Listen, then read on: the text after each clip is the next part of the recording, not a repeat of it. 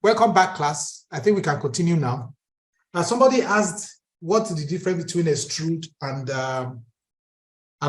sweep the other time.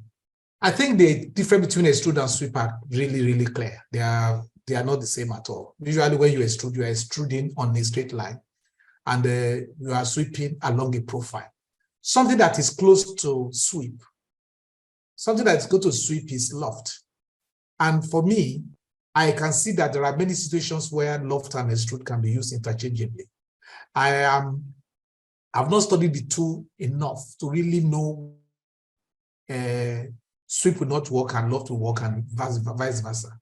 It seems to me right now that both of them work in many cases, but definitely there is something different about them and the way they are specified. The things to specify give them different kinds of powers.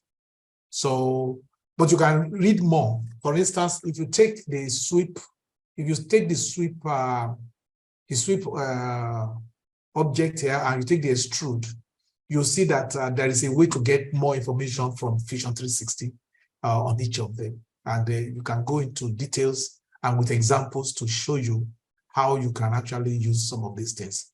We have used now three of the four main general purpose three-dimensional solid making tools from two-dimensional objects, which is extrude, revolve, sweep, and loft.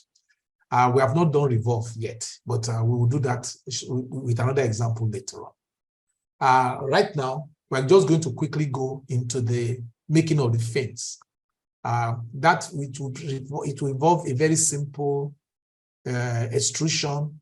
After the extrusion, we're just going to do a pattern replication. But I think we should just go to the 8-minute video that I prepared for you.